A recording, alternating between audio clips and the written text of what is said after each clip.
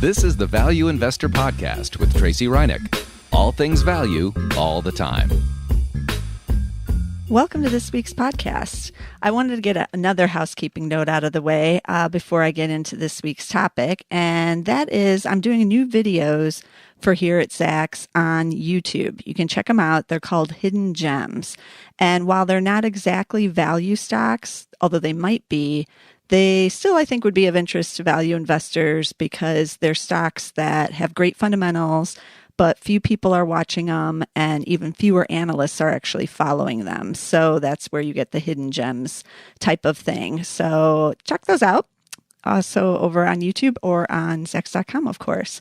And this week in this podcast, I'm going to talk about an area of value investing that I think is where all value investors need to be, and that is in small cap value stocks.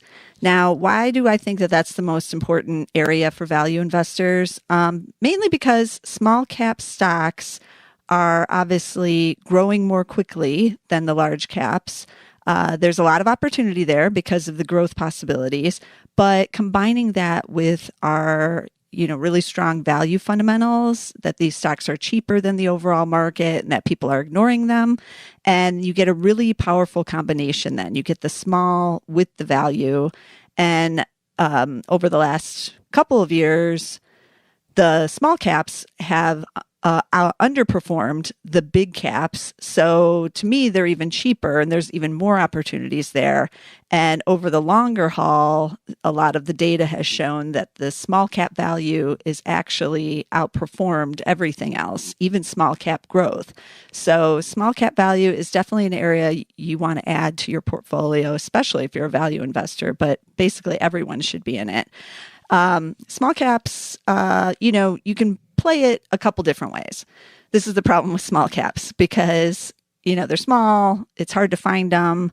It takes a lot of them to add diversity to your portfolio. So I'm going to give you a couple of ways you can play the small cap value stock game out there. And then you can pick and choose or do a combination of both if you think that that's where you want to be. So the first way is, of course, in ETFs. And the ETF way, why would you want to do that? Well, the ETFs give you diversity. Let's be frank, they're easy. They're easy. I just buy it. I'm getting the whole, universe of small caps in the value area. And I don't have to think about anything. It does reduce volatility and risk to some extent because I'm getting this bigger universe. Some of these ETFs hold 200 to 250 names. Some are a little bit less.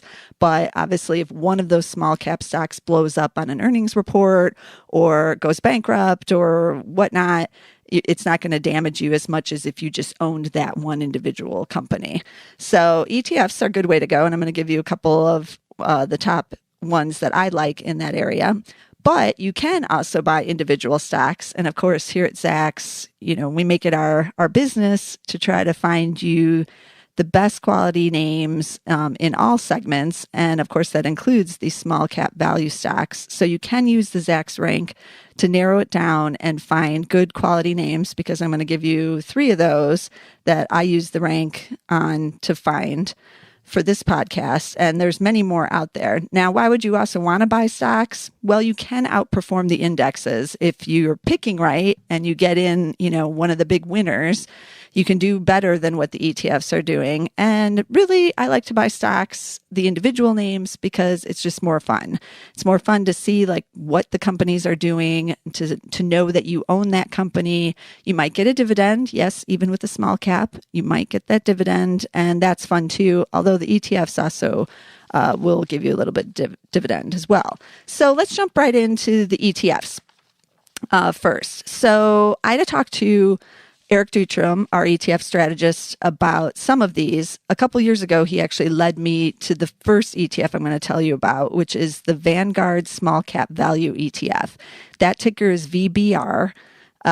I own this in my personal portfolio. It's been around about 12 years, so it's one of the bigger ones. It has $20 billion in net assets, so a lot of people hold this one.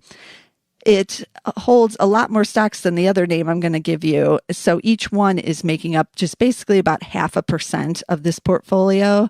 So you're basically buying, like I said, the entire index with this ETF, and it's going to move when the small caps go up. This one will go up. It is the small cap value. Vanguard also has small cap growth, but there's probably quite a bit of overlap there just because there's over 200 names in this portfolio. So you will get some growth with this, which I don't mind. It has a yield of 2.3% right now, which is kind of remarkable for small cap companies. Yes, a lot of them do pay dividends. So I like this Vanguard one. Like I said, I own it in my own personal portfolio. So that's an option. And then Eric was telling me about these Guggenheim ETFs, which are considered pure value ETFs, and that's in its name. And that ticker is RZV. Z as in zoo, V as in Victor. Those are just the value plays. So they actually strip out anything that's the growth or the ones that overlap, like the Vanguard one has overlap. So you get a lot fewer companies, 100 to 150. And some of the shares actually make up a little bit bigger portion of the portfolio than others, but it's not overwhelming. The biggest holding is 2.7% of the portfolio. And this has a lot of names you might notice. I looked at the top 10 on this one, and they had SkyWest, which is a small airline, Atwood Oceanics, Easy Corp, which is, these are all like financials. So I like this area, and this one is a lot smaller. It only has 170 million in assets, and it yields less. It's yielding only 0.7%, but you do get something there. And this one's based on the small cap 600. So that's also a good way to get into the overall value area. But if you want to do the stocks, I also have those because, as I said, they're more intriguing and more fun. So let's start off with AGCO Brands, and it's not AGCO, AGCO, because I do get them confused actually. It's AGCO, ACCO, and the ticker is also ACCO. These guys do the office products. I think everybody recognizes this name, even if you don't really know what it is. They actually are global. This is a global company, market cap of about $1 billion. But they're seeing really strong back to school sell-in. They raised full year's guidance in their last earnings report. Sales were up 4%, and the analysts like them because they have strong free cash flow. They're trading with a forward PE of only 12, so that's the value, and they have a price to sales under 1 at just 0.7. These guys do not actually pay a dividend, but this is an interesting play and something to check out. The second stock is Columbus McKinnon. Their ticker is CMCO, and they are a maker of material handling products. So I actually had to go in and look that up. Like, what does that mean? These descriptions of these companies, you can never figure it out till you go to their website, and then you're like, oh, why didn't they just say that? So they make electric chains, electric wire rope, crane components, and hoists. That makes more sense to me. Sales were up 9.4% in their first quarter for fiscal 2017 report, which they just made. And they said their end markets appear to be stabilizing, even though they're still challenging, but that the North American market may have bottomed as oil prices and rig counts have stabilized. And then they talked a little bit about Brexit because they too are an international company, and they said it's caused some uncertainty in Europe, but it's not all doom and gloom over there. So these guys, market cap of 340 million, they're small. So that's small, but their PE is 11.7 and their price to sales ratio is just 0.6. And they actually do pay a dividend, almost 1%. So 0.9%, almost 1%. That's an interesting play here if you're looking for kind of a global manufacturer. They've been around since 1875, so they got a long history. Our third pick today is Faro Corporation, and they're in Cleveland, and they have a market cap of 1.1 billion, so a little bit bigger here. They do coatings and color solutions in glass and particle engineering. They operate in 26 countries.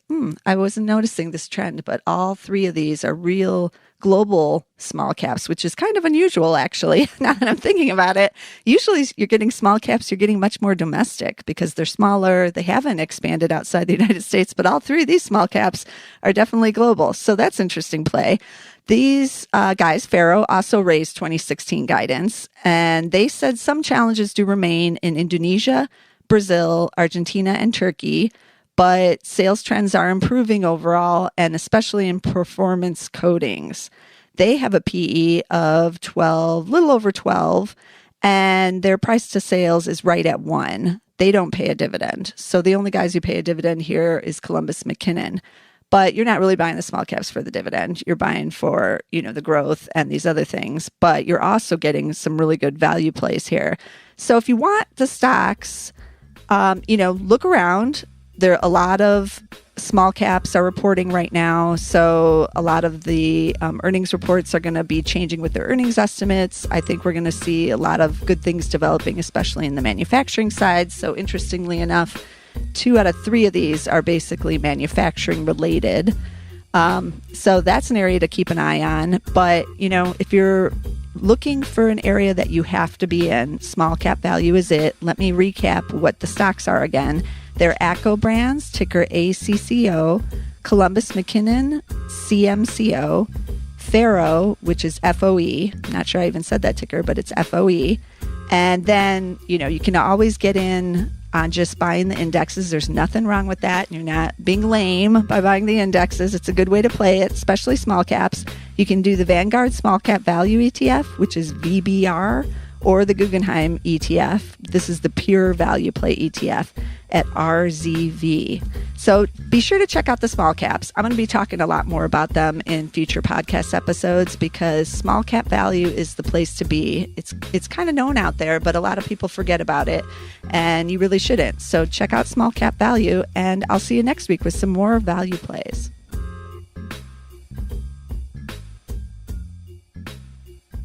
Listeners of today's program might have an interest in value stocks similar to those Tracy shared today. If you'd like access to her Value Investor Portfolio Service, which includes real-time buys and sells, market insights and commentary, visit www.zacks.com/valueinvestor or call toll-free 1-888-775-8348 between 10 a.m. and 6 p.m. Monday through Friday. Outside the U.S., call 1-312-265-9309. Again, that's www.zacks.com/valueinvestor or toll-free 1-888-775-8348. Outside the U.S., 1-312-265-9309.